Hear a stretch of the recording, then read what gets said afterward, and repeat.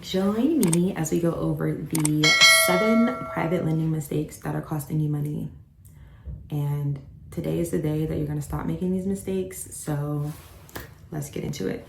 Now, the first one is skipping title and lien protection. Okay, this is when you are sending funds directly to borrowers with no way of protecting yourself. So you ain't recording no deed, you ain't recording no lien, you just slinging dollars, okay? We ain't doing that. Now, this is bad because if the borrower disappears, that's not impossible. Or if they default, you could lose all your money. You know, it sounds very simple, but some people don't make that connection, right? So you can fix this by always funneling your money through a title company and recording a deed of trust or a mortgage deed to secure the lien. So this is specific to real estate investments, but there's also ways to protect your to protect your investment by securing it against collateral with non-real estate based loans, okay? Second, if you are using poorly drafted loan documents. Now, there are tons of generic online contracts and documents. Some people I've seen even accept documents from the borrower, like the borrower is drafting the contract, which I mean, isn't inherently bad, but personally, I'm not accepting a contract from the borrower. I'm going to write my own contract, but you know, it's neither here nor there. I don't think that you should use poorly drafted loan documents. Of course, as an attorney, I'm never going to suggest that you use poorly drafted documents, but the ones that I've seen, they don't usually have the essential terms of the contract. So they don't specify the interest rate if the borrower defaults. They don't usually have any guarantee clauses. They don't even specify what jurisdiction applies. And it just makes it very difficult if something actually does happen to assert your rights. I've also seen contracts that don't have clear late fees. I've seen contracts that don't even really give any information about the project.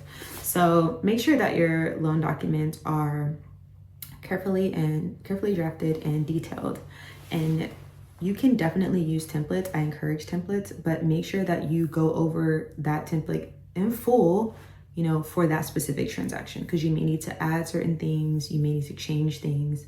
So don't just fire off templates without customizing them. Third, when you are not properly and thoroughly vetting the borrower and the deal. So the mistake here is when you are lending based on relationships or only gut instinct.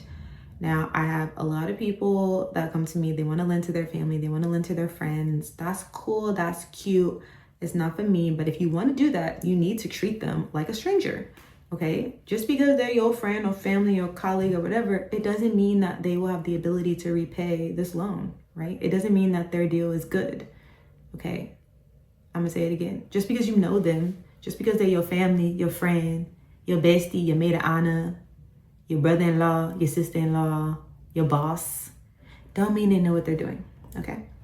So, just like any other borrower, these people are capable of not completing or repaying or honoring the agreement in some way. So we want to vet everyone, right? You wanna, if you're lending to individuals, you wanna review their credit history, you wanna look for derogatory marks, you wanna look for collections.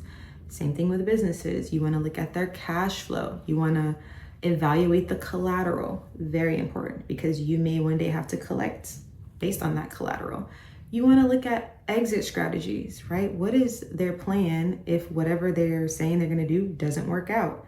Does that plan make sense to you? Do you think it will work? If not, what additional information do you need? What other questions do you have? Do you have suggestions to maybe help them or something they could consider in their plans? Also look at market trends. Like that is, I think, a piece of due diligence that people fail to take advantage of. Like you have to stay up to date with your market. And I can't stress this enough, but if you are saying you are a fix and flip lender, you need to be on top of what's going on with fix and flips in the market you're lending in, because every market is different and markets shift all the time. So you want to be in the best possible position to know what's going on so you can protect yourself. Fourth, you are over leveraging and you're not leaving enough cushion in the deal for you to recover. So this is when you are lending based on real estate and your loan is too close to the property's actual value. So this is bad because if you don't have enough room in the transaction to recover, then any quick market shift can wipe you out completely, right? So you want to aim for conservative collateral ratios to leave a healthy buffer against potential decline of the asset. And I don't know if you've been paying attention to these real estate streets, but we can see that things are going crazy. The market's shifting quickly. I don't know why. It could be because of who's in office. I don't know. I don't have a crystal ball. I'm not, I don't know everything.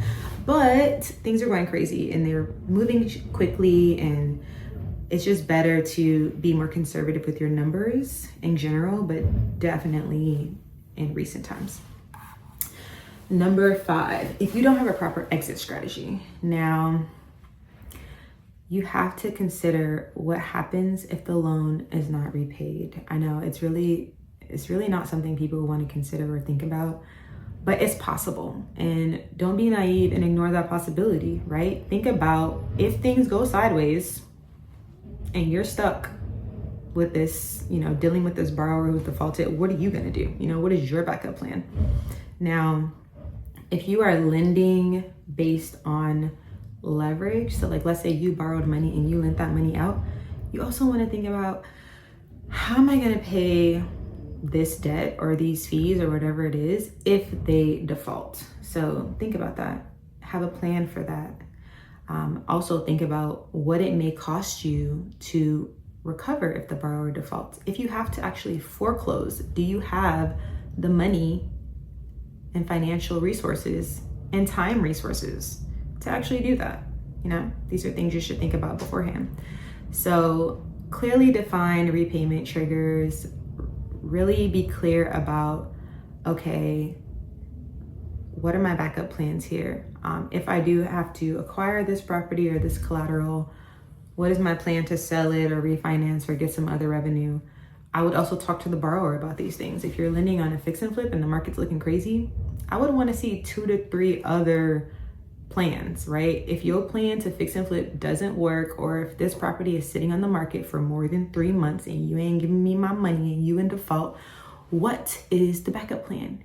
We want a plan B and we want a plan C at minimum, ideally also a plan D, right? Okay, number 6, you are neglecting ongoing asset management. So this is when you are treating your private lending as a set it and forget it type thing. Now, don't get me wrong, like this is one of the benefits of private lending. If things are going smoothly, you should be able to set it and forget it and just collect checks. Like that's the exciting part. But you also need a way and a system to make sure that things are actually going smoothly. You don't want to find out 3 months down the line on a borrower that was supposed to be paying monthly that payments have been missed. This can come up with people who are lending from their self-directed IRA, right? Because first of all, you don't need that money right now because you're not retired. You can't use it right now, so you're less inclined to be checking that account, and it may just slip you by, but you need a system or something in place to make sure that those payments are coming through, right?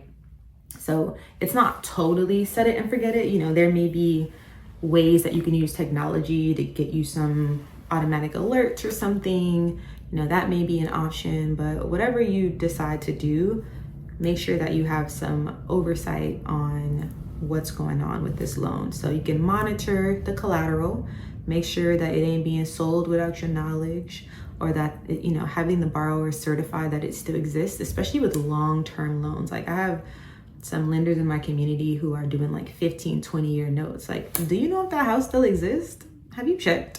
Make sure that payment schedules are clear. Really emphasize borrower transparency and set up systems ahead of time to facilitate that transparency.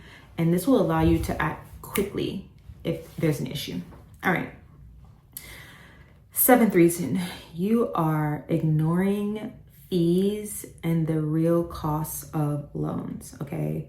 Now, if you're only focusing on interest and you're forgetting upfront fees or servicing costs or exit penalties, like this can really cause you to have unhappy borrowers, but it can also mess up your numbers and your growth plans. So make sure that on the front end, you're really educating yourself about, okay, what are all the expenses that are going to be a part of doing this transaction?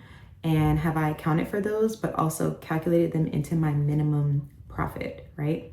So when you are engaging with a borrower and you're talking about, you know, possibly funding their transaction, be transparent about your costs. You know, do you charge points? Do you have prepayment penalties? Include all that stuff in your loan docs. Is there an escrow or a title company that you typically work with? If so, what are their fees? You know, all of these are things that you should be talking to the borrower about on the front end so that you can make it a good experience for them and that, you know, cause them to keep coming back and send you referrals. So all in all, I mean, private lending can be a really powerful path to wealth, but you have to treat it like a business and have that business be built on strong contracts, solid due diligence, secured collateral. Please secure the collateral, and active management of your loans. Now, we talked about what that looks like. It doesn't mean you have to be looking every single day, but put a system in place, right? Systems are great. If you want to learn more, if you need some formal education on this, check out the description. I got courses. I even have a free mini course. I got an accelerator. You can learn private lending in 4 weeks. And we have a ton of free virtual events, even some live events. Those are not free though, that you can attend to get some further education and help you along your journey. And you're really not alone. In our community, we have tons of private lenders doing all kinds of different loans, doing great things. We learn together, we connect, and we support each other. So see you inside.